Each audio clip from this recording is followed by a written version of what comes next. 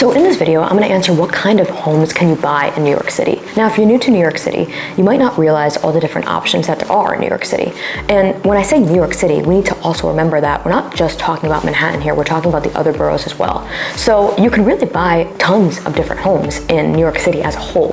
However, in Manhattan specifically, you're really only looking at condos, co-ops, so apartments, and townhomes. Those are really the only options.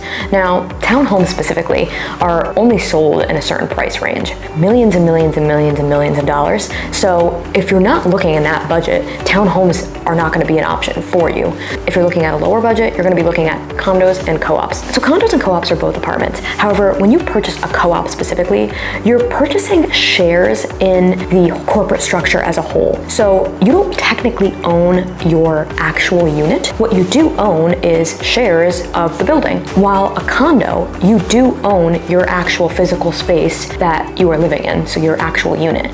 So they do vary greatly. So you might think like, okay, so why do I really care about that if I'm allowed to live in the unit that I buy? Co-op specifically, because you're all kind of like share owners in this community, they're a lot more involved in what you do with the unit, who's living in the building, and they really just try to kind of build a co-op board community as a whole. There could be a lot of cons to that, but I mean, there also could be some pros to that too. So when it comes to a condo building, they do also have a board as well, yet they don't really care as much about what you're doing with your individual unit. Sometimes some condo boards are a little bit more strict than others, but there tends to be a little bit more freedom when owning a condo versus owning a co-op. So those are going to be the big differences there. Townhomes are just like, it's really just like owning your own single family home in the city. It's just your own home. It's just a townhome and not a single family like type of like ranch style home. Now, if we look at the outer boroughs of New York City, there's going to be apartments in pretty much every borough, but at the same time, there's also going to be a lot of single family homes, especially when you're looking out southern Brooklyn. There's going to be a lot of single family homes. In Queens, I mean, there's going to be single family homes everywhere.